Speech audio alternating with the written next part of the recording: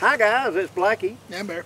And this is always what, 43? 43. Oh my God, 43. You know, We're getting old. We're getting close to retirement age now. Well, we're out at Geneva State Forest today doing some stuff with different things, looking at products and stuff like that, and just spending some time.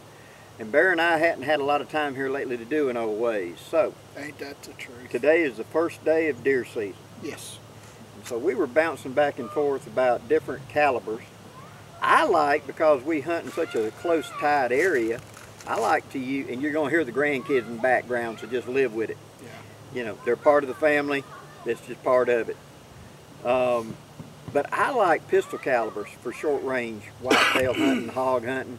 I like 45 Colt, 44-40, stuff like that. I grew up on 30-06, 308, and etc. Well, if you're in the South, 30-30 and 30-06 are sort of like mandatory. That's traditional icons. You got to have one. But most of our deer, if you're in thick cover, it's going to be 20, 30, 40 yards.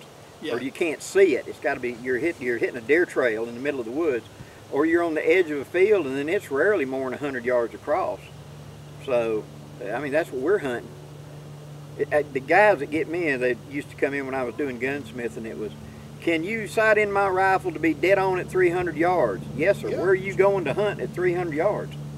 Down there around Geneva. Oh yeah, I'll go down there and shoot. Well, you realize when the deer shows up at 100 yards, you're going to be 18 inches over his back whenever you shoot. Aim at the ground. But they don't think about that. So what's your preference for hunting calibers? Yes. Yes. Okay. I don't have a preference. I love a 30-06.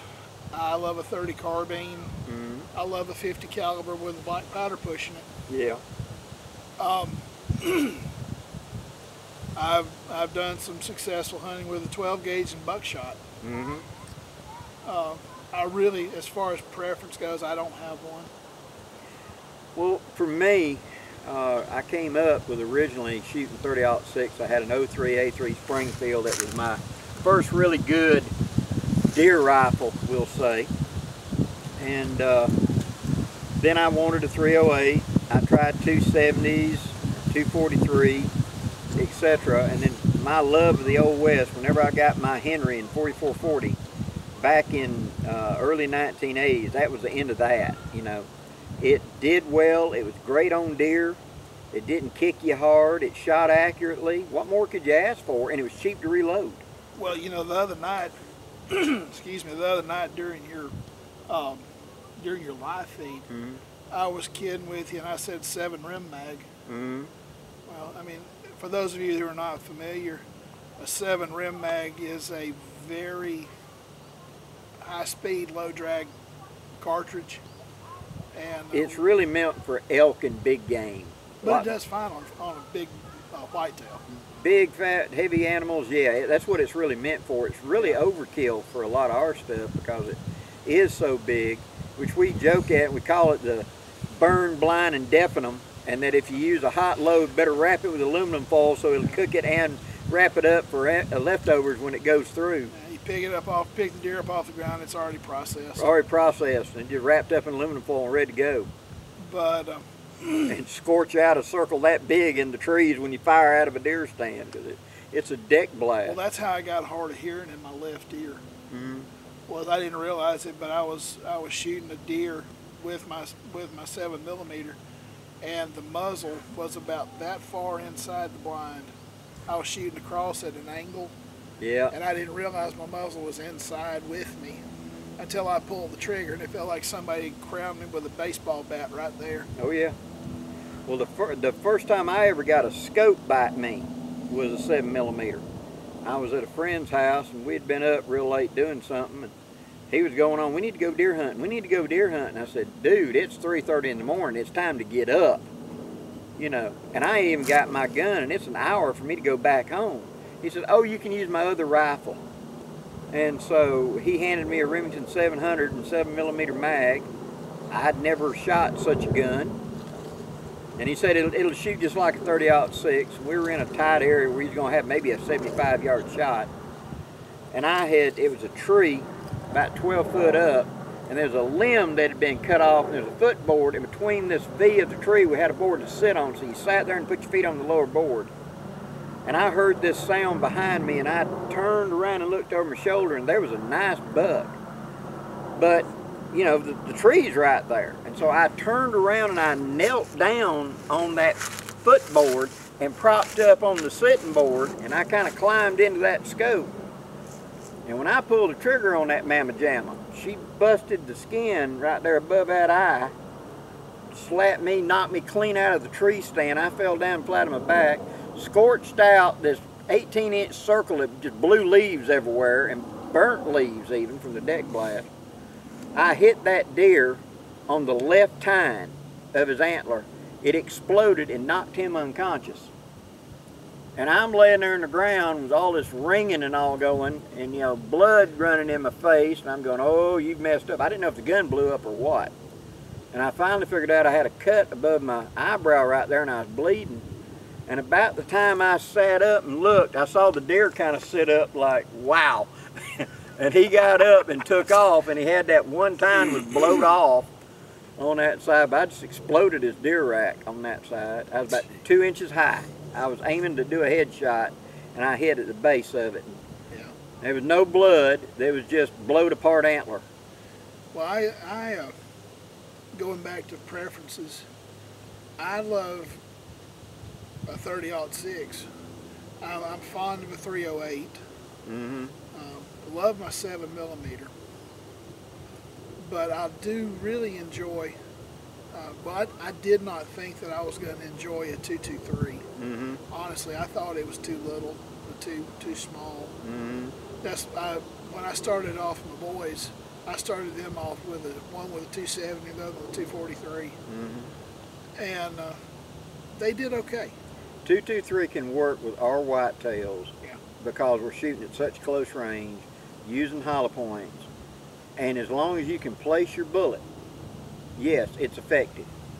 And when they hit, they tumble. Yeah. They're designed to tumble. They just don't punch a hole and keep going. And so when you hit the thin rib meat or whatever on one, they're sideways when they hit the heart muscle. In fact, there was a family member that he had a bolt action 223 that was really a varmint gun. And he came out of West Texas, and he was letting his son hunt with it. And his son kept poleaxing them out at about 100 yards or something like that. And we were cleaning one of the deer.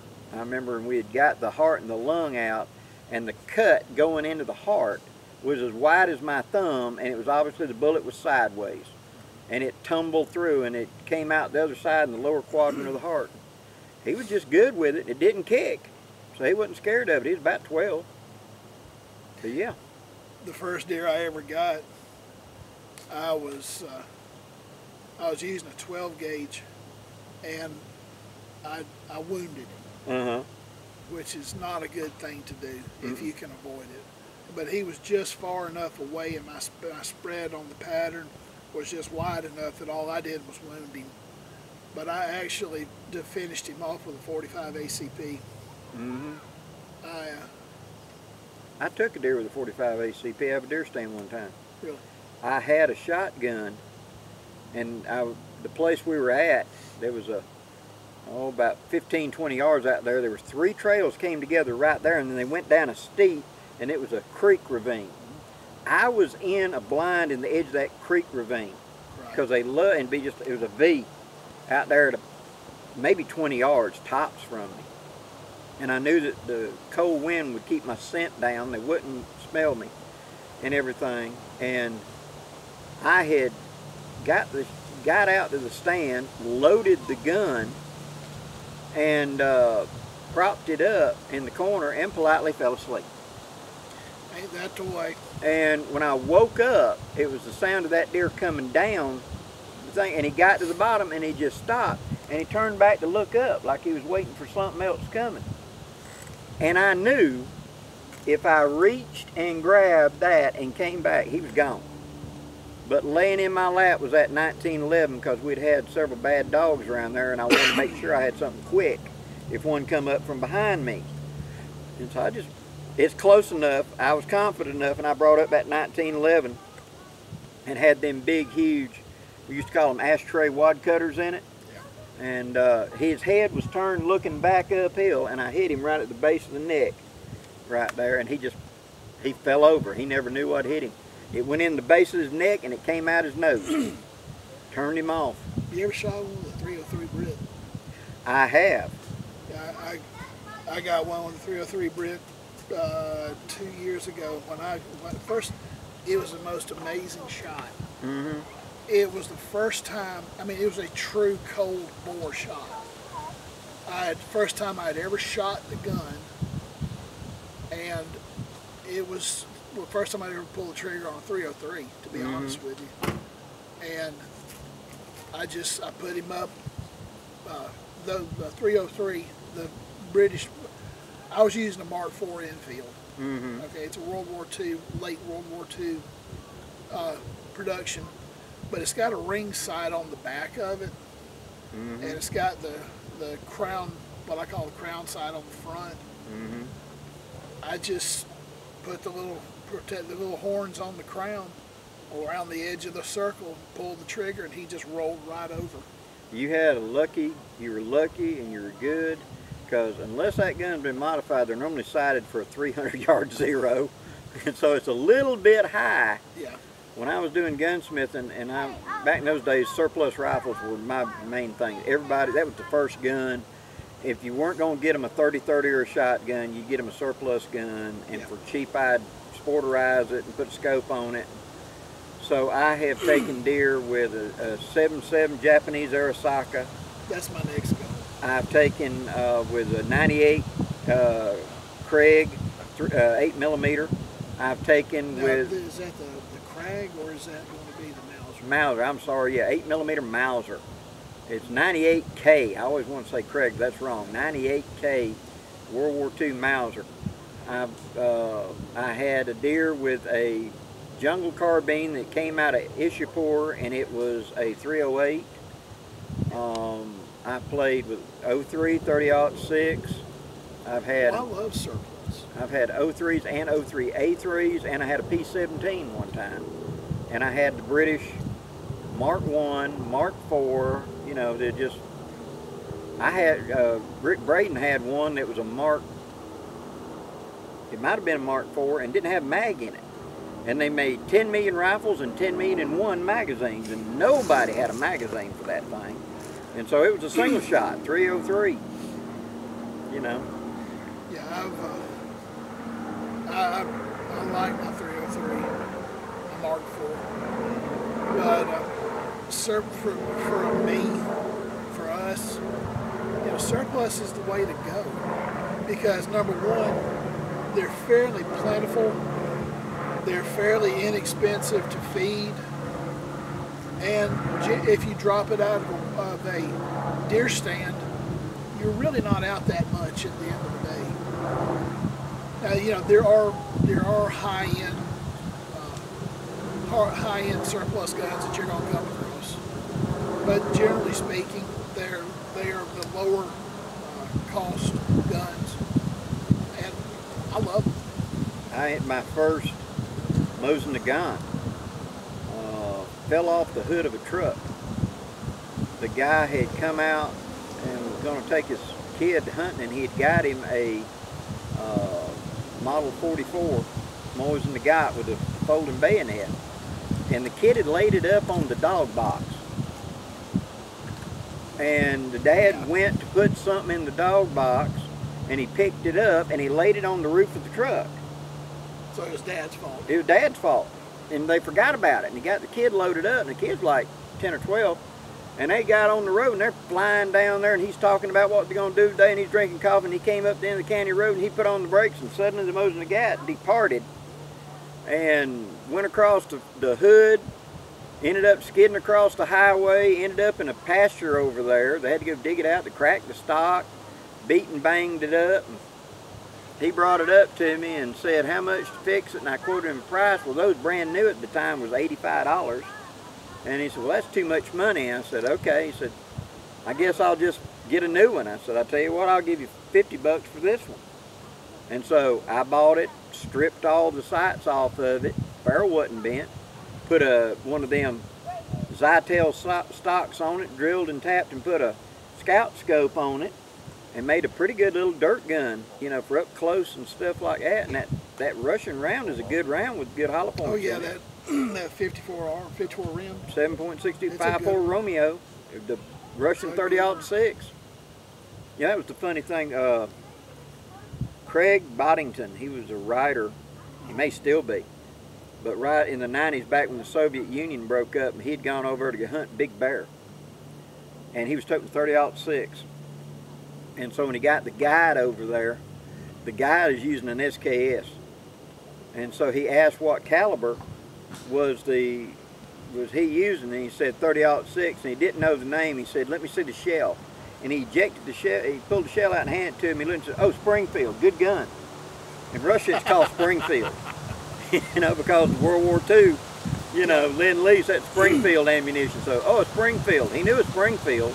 He didn't know a 30-06, but he knows Springfield. Well, back to that 54 rim, there's a reason that shell is 135 years old and they're still using it. Yeah. There's a reason behind that. It works. There's a reason we're still using 50 caliber Ma Deuce. Yeah. You know, it's 100-year-old, been in service 100 years, and it still works. You know. And you can get all the new calibers that's coming out, and 6.5s and all these new wonderful stuff, and the question is, are they going to be there 10 years from now, 15 years? Usually at the beginning of the hunting season, I'd have guys ask me, "I just found a rifle over here at a good price at the pawn shop, and it's a 270 short mag. Would that be a good deal?" No, a box of ammo is like 70 bucks. You know. Well, that's the thing. You know, you find for these guys that want the newest, hottest, shiniest toy on the shelf, they're going to pay an arm and a leg to get the toy, and then they're going to pay an arm and a leg to keep the thing fed. And you know, I can go up and I can buy just a off the wall 30-06 and feed it, you know, $20 a box. Mm-hmm. as long as it's hungry. Yeah. And the rounds like he's talking about, you know, they're $70, $80 for 10. What's the point? You've got to get into reloading. Yeah. If you're going to do the high-speed low drag, yes, you need to reload it. If you don't reload, that's how I was able to shoot 7.7 Japanese. I had to hand load it. That's the reason I was able to do the 303 Brits. There was no surplus I could find, so I had to hand load it. And there was advantages. I could custom load it to the gun, get the most accuracy and etc. But like a 308, that issue 4 that was in a bolt action 308 with that magazine, I could buy military surplus at that time 308 cheap enough to be able to practice with it. Yeah. You know, it was cheaper than I could reload it. But then I could buy good hunting ammo and put in it and drop deer with it too. Yeah, we're going to be doing some stuff in the next few weeks where we're going to be going out and into the field, literally. And he's going to pick his preference, and I'm going to bring out mine. Probably going to be several videos with different calibers, different things like my 62 tool to chase. I would love to do some hunting with him, and he's got one too. We've also got the 50 caliber front end loaders that are good, 30-06s, whatever else you can think of, whatever else we mentioned here. You know, you're going to see a variety of things, and it may just be him, it may just be me, or it may be us together. But and we've got from now to February to work it out, so who knows? I haven't taken a whitetail with my Henry in 10 years.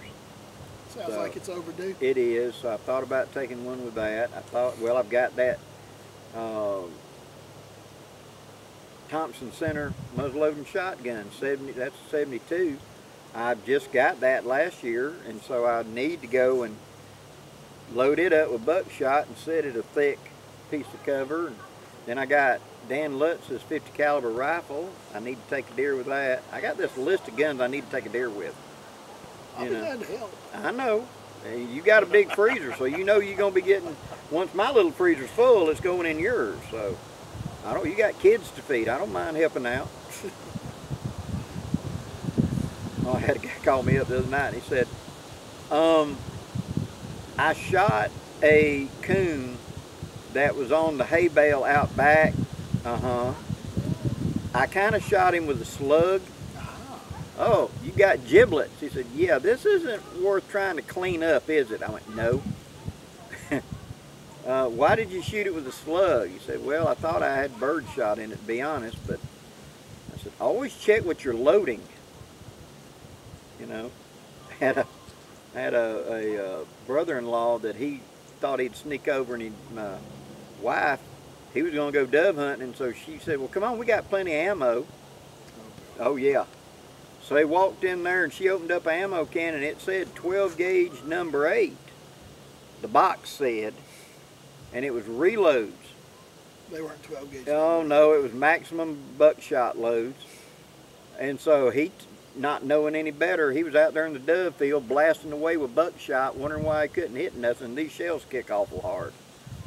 Yeah. So whenever she told me about it, she said, I let him have a box of your bird shot. I don't have any bird shot right now. Well, it said number 8. So I said, was it the white box on top, the Winchester? Yeah. Honey, those are my reloads. That's maximum load buckshot. Oh, well, he went dove hunting. Yeah. Gonna be real interesting. He probably still has the bruise.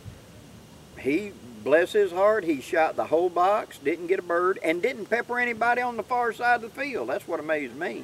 Yeah. Usually back in our day, you know, we did big old social dove hunts. Somebody starts peppering you, you got upset, you know. Especially when you're looking up for birds and pellets are falling through the air. That would get on your nerves quick. Quick. Oh boy. I remember going to one of the deer things, one of the dove hunts, and I wore a hard hat and goggles because I was tired of being peppered over there. And they always put me in the same place, and it was because it was usually the least favorable place.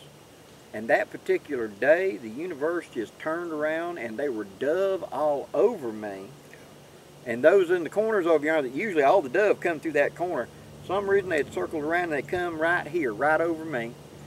And I'm shooting like a madman and knocking them out, what little I could do. And they're sitting over, they ain't seen a bird all day, and they're just hearing me going bang, bang, bang, bang, bang, bang. They thought I was just blasting at clouds or something. And then when I finally just about run out of shells and walked out there and I had limited out, you know, and they saw me picking up birds, suddenly everybody got on the trucks and started running over here. Well, dang, the birds are over here today. Got lucky. Yeah. Who was that woman on the live feed the other night that was talking about shotguns and over and unders and side by sides?